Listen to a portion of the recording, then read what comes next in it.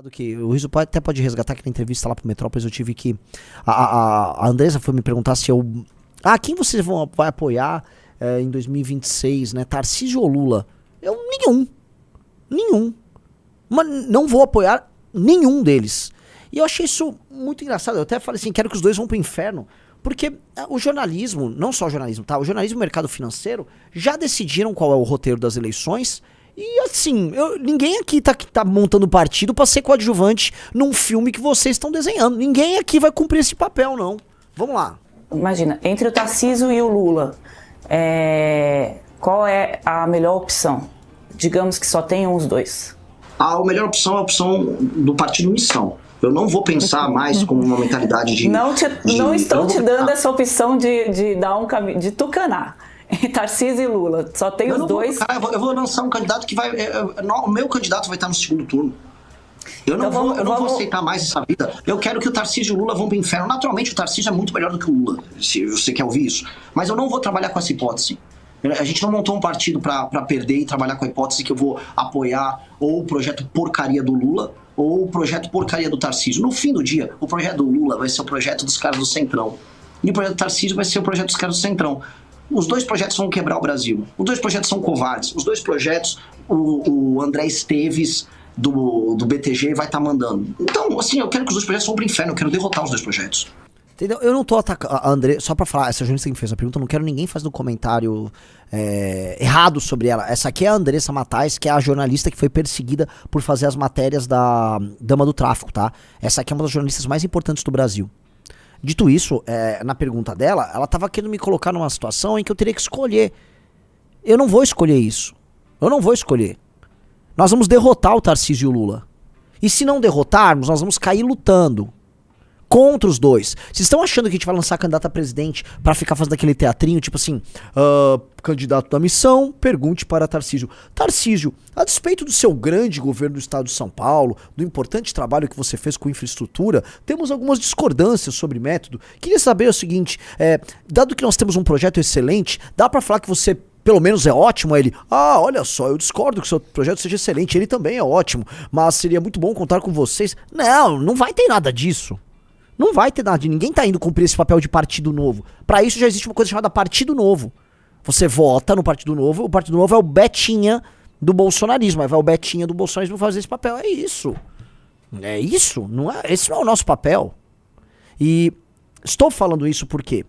Porque estou recebendo convites, né, em nome do Partido Missão, dado que hoje presido um partido político e tal. Eu irei a eventos em corretoras, bancos, sites, coisas de imprensa e tal. E aí nesses lugares, um desses, né, cara, não, vamos comentar, né, você é um grande analista, você vai falar sobre essa questão, esse duelo Lula-Tarcísio. Eu falei, não vou falar sobre duelo Lula-Tarcísio nenhum. Porque, especialmente a galera do mercado financeiro, essa galera, e eu quero começar falando disso, a galera do mercado financeiro não quer ouvir ninguém. A galera que tá aí no chat aí do mercado financeiro, fale se é ou não é isso aí. A galera tá cagando se o cara tem um grande projeto de Brasil ou não. A galera quer fazer preço. Ela quer fazer preço agora. E hoje você faz preço, em se tratando de Brasil, falando que Tarcísio vai ser presidente. Então eles criam uma câmara de eco, Tarcísio presidente. E eles querem tirar de todo mundo que é player informações que validem a ideia de que o Tarcísio vai ser presidente. Por quê? Porque eles acham que o Tarcísio vai ser, ou vai fingir ser um presidente reformista. Veja, não é nem sobre ser, é sobre gerar a expectativa de. Se ele gerar essa expectativa e a Câmara de Eco ficar validando dentro dela isso aí a bolsa sobe, aí tem gente comprando título brasileiro, se não comprando título brasileiro, tá comprando no mínimo papéis de empresas brasileiras, aí todo mundo, o mercado anima. E é isso. E se estão esperando do MBL e do Partido Missão este papel, estão muito enganados. Nós vamos no primeiro turno, não importa quem seja o nosso candidato, a gente botou aqui o Beraldo na capa, pode ser um Beraldão, pode ser Renan Santos, pode ser quem for. Se o Arthur recuperar o direito político, por exemplo, vocês não estão contando com essa hipótese? E se o Arthur recuperar os direitos políticos dele, hein? Qualquer um ali, se for no primeiro turno, tá? Nós vamos brigar com o Tarcísio, com o Lula e quem for, vai descer a chinela no Lula e no Tarcísio. Vai descer a chinela.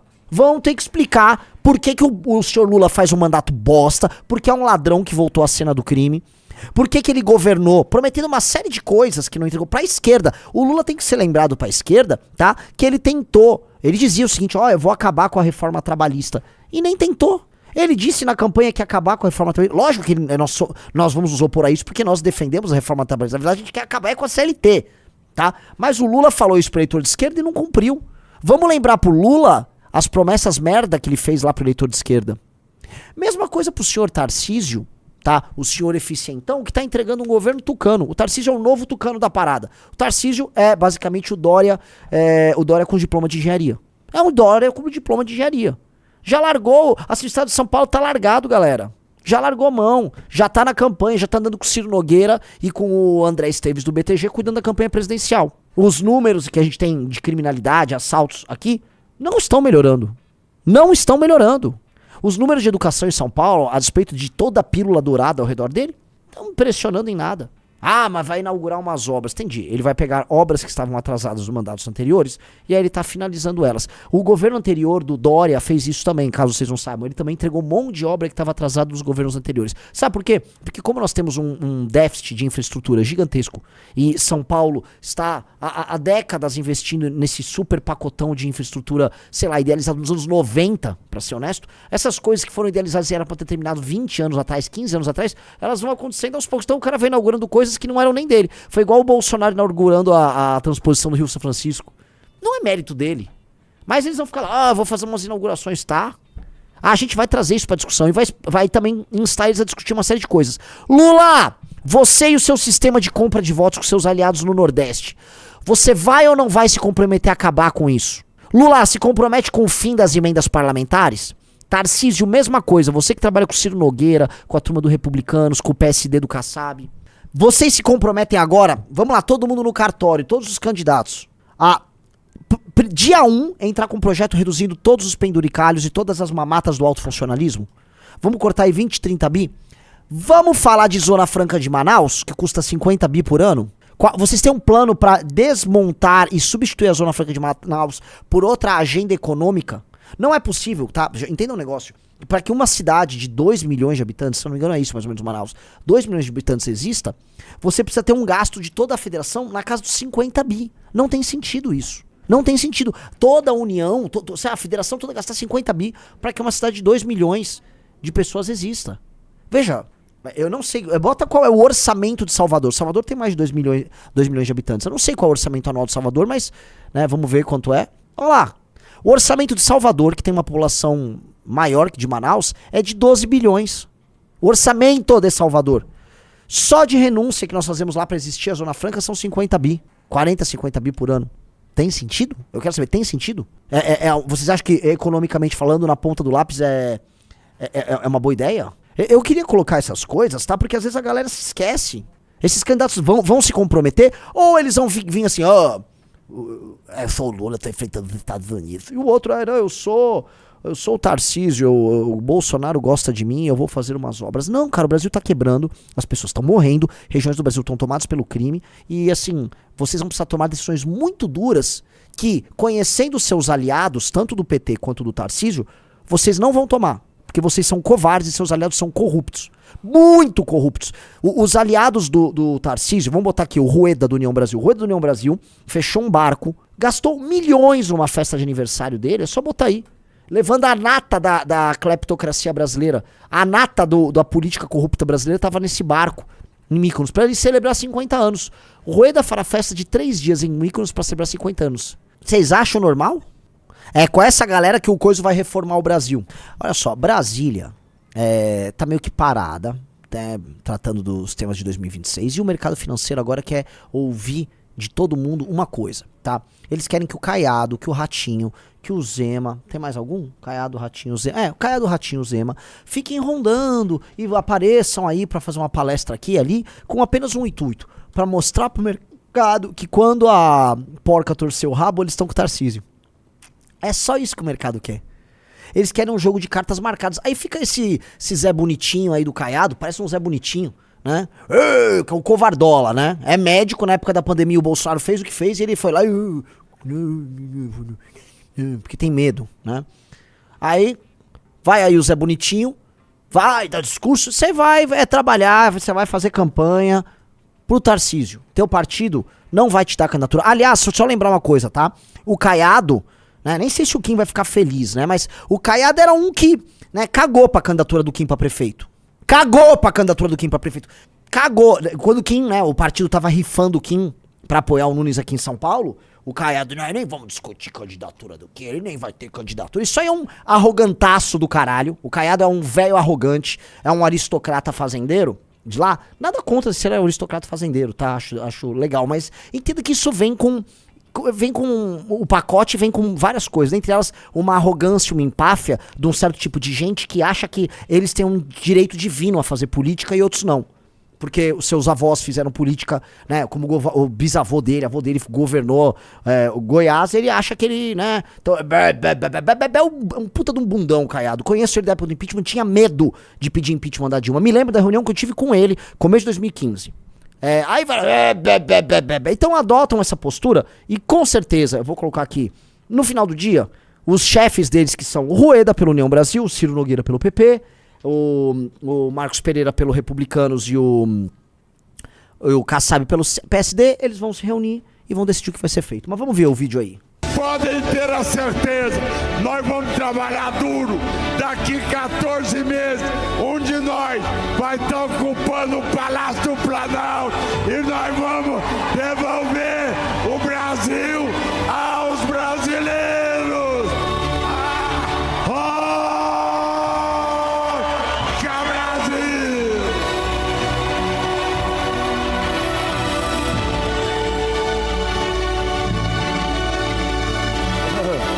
Eu fico... Na verdade é o seguinte, né? A melhor... Puta campanha, né? O cara tá com muita vontade de ganhar a eleição. Um de nós! Tá bom, Caiado. Já entendi que o Tarcísio, você tá falando que o Tarcísio vai ser o candidato que vai ganhar. Aí dá esse discursão. E é essa coisa, o cara acha que está em 1970 e poucos fazendo a campanha. Bastante old school, no mínimo é vintage o que o Caiado tá fazendo. Dito isso, cara, não vai vir daí nenhuma resposta pra mudar o Brasil, porque esses caras não têm a concepção do Brasil que muda. Eu vou dar um exemplo. Esses caras, vocês não parecem que o Renan tá falando blá blá blá. Eu não tô de blá blá blá. Eu quero saber como esses caras vão resolver o sistema de recompensas, tá? Ou melhor, que é chamar o sistema de incentivos da política brasileira, que faz com que, basicamente, prefeitos sejam instrumentos de deputados pra não cuidar da cidade e fazer a vida das pessoas melhorarem e qualificar as pessoas para que elas sejam mais capazes de encarar o mundo hoje na era da tecnologia. Não, eles são basicamente captadores de voto para deputados. E os deputados têm qual estímulo? Obter o maior número possível de votos, que eles geram o quê? Fundo partidário, fundo eleitoral, viram deputados, pegam emendas, distribuem para seus caras, esses caras aí embaixo roubam um pouquinho, usam de caixa 2.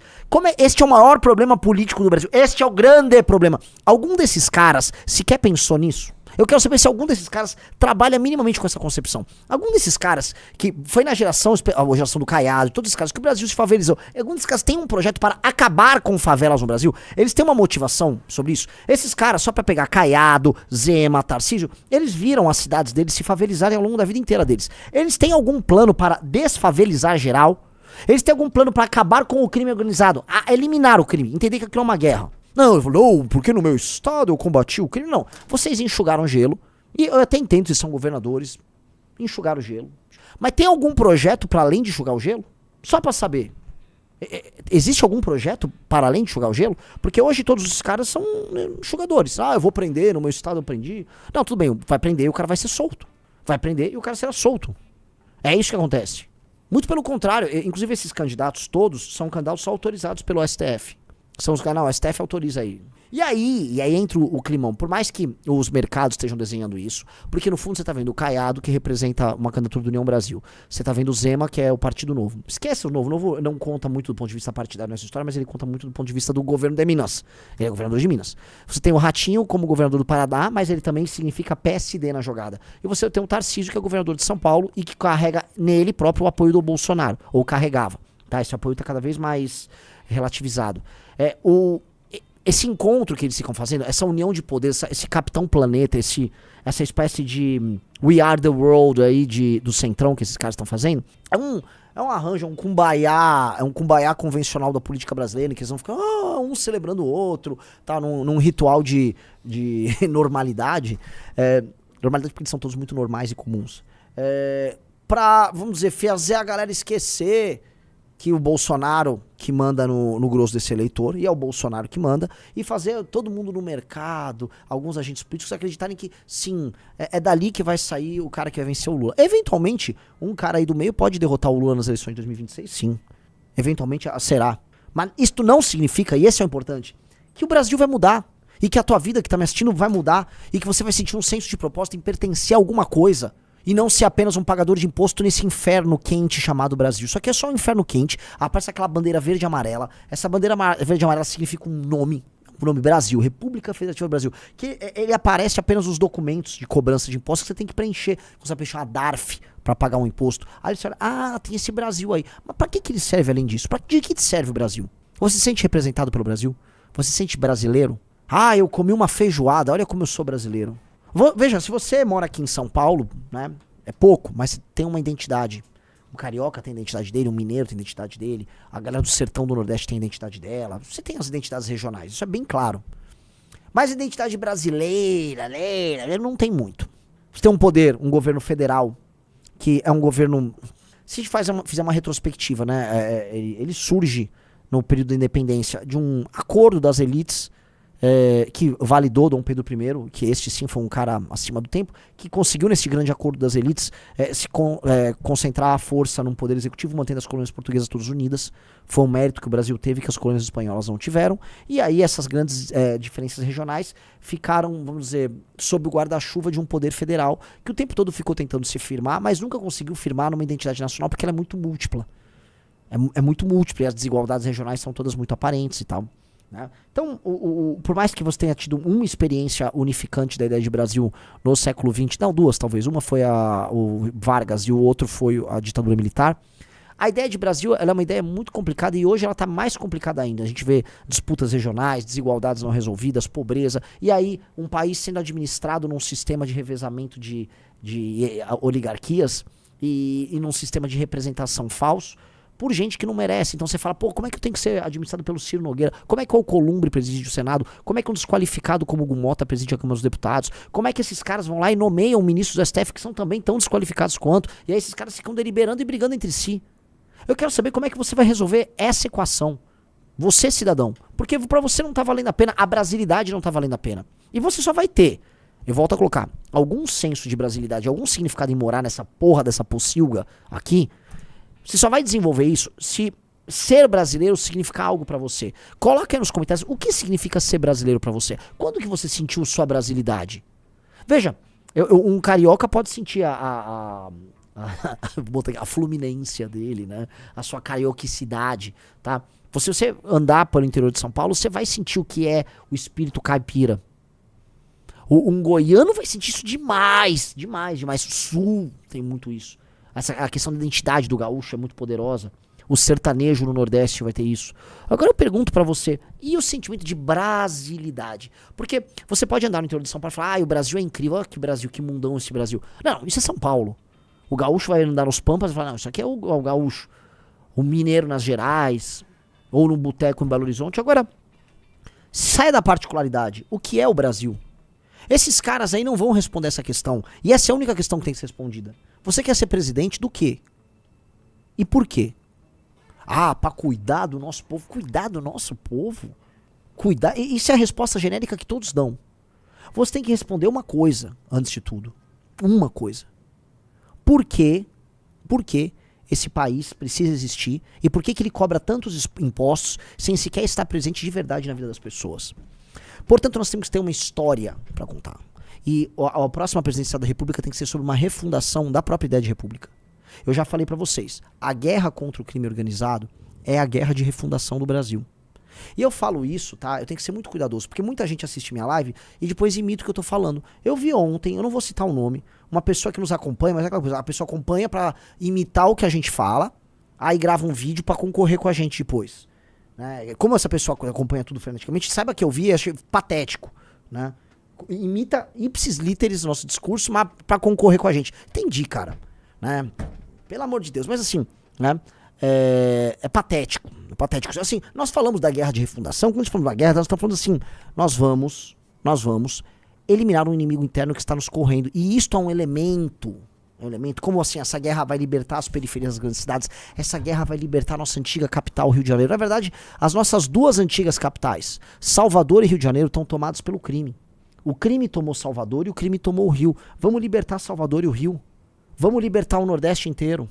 Quando nós fizermos essa guerra de libertação, e o Estado brasileiro, a nação brasileira, o governo federal do Brasil participando de tudo isso, você começa a falar, cara, eu começo a me ver parte desse tudo. E aí, quando a gente começar a fazer algo que todos considerarão útil, eu quero saber, tá? Tem pessoas de todas as classes sociais que não assistem nossas lives, tá? A partir do momento que eu falo pra você, olha, eu vou assassinar as lideranças do tráfico, eu vou destruir o tráfico de drogas, eu vou prender todos esses caras, tá?